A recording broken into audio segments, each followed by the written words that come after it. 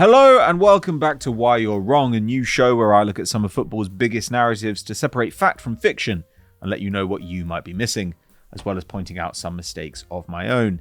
And today we're looking at the improvement made by one Manchester City superstar in 2022-23. Manchester City have been a gift to headline writers this season. Whether it's the questionable wisdom of selling Zinchenko and Gabriel Jesus to Arsenal, the surprise exit of Joao Cancelo, the league's investigation into their finances, or the insane suggestion that Erling Haaland is somehow making them worse, the citizens have been centre of attention for much of the campaign, and largely not for the reasons they'd hope. But one man enjoying a much better year at the Etihad is Jack Grealish. Widely dismissed as a flop in his debut term with Pep's men, the Englishman has grown in reputation in 22-23, and as we approach the business end of the club's league, Champions League and FA Cup charges, many have labelled him the key man. So with these plaudits flying around, you'd expect to see an enormous uptick in the numbers, or at least something happening on the field so different from last year that it explains why Grealish's standing in the football press is transformed in this way. But it seems that the pundits' grasp of the evidence is as shaky as Grealish's grasp of geography. I want you to put where you're from on this map. Originally, where you're originally from. Where are you originally from? We have to admit Grealish's stats are up, but only marginally. Last year he grabbed 3 goals and 3 assists in the whole of the league campaign, ranking 9th in the City squad alongside Ruben Dias. And this year he's got 1 more and has a third of the season to go, a clear improvement, even if 6 other City players, including Rodri, can match or beat his total. But the thing is, Grealish was pretty unlucky last year.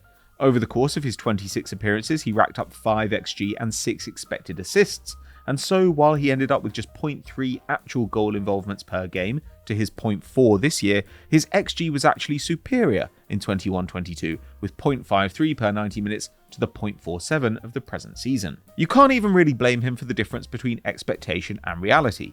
Yes, XG suggests he should have scored 2 more, but it's not his fault his teammates only produced 3 goals from the 6 the stats would have predicted. And any further difference between this campaign and last is likely to come down to minutes, as he'll pass last year's game time in the next 5 matches. So what about the other parts of his game? They must be better, right? Not really. Progressive passes are down from nearly 5 to under 4, progressive carries down from 7.2 to 6.3, chances created down from 2.5 to 2.3, dribble success down from 60% to 40%. Remember, this is apparently a much better Jack Grealish than we saw last year. Honestly, when I started looking at the stats for this video, I expected he'd be getting dispossessed less, or doing more defensive work, or even just have improved his pass accuracy overall to fit into City's ball retention scheme. Stuff none of us really care about, but Pep definitely does.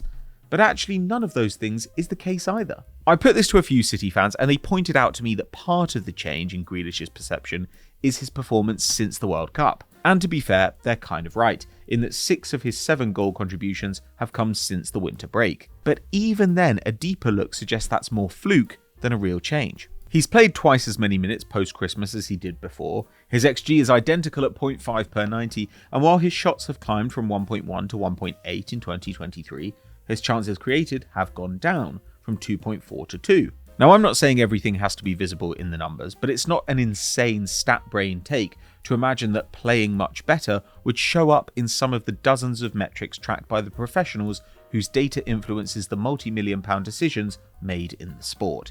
This doesn't track with the Jack is back takes populating the online football ecosystem.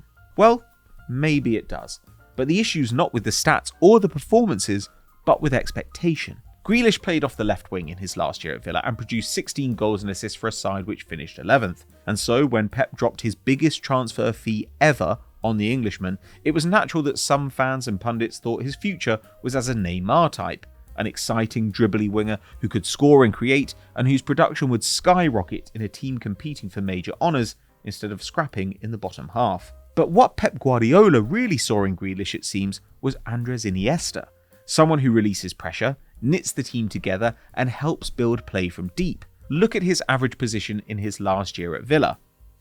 And now. He's still got a lot of freedom, he's not Jack Grealish if he doesn't.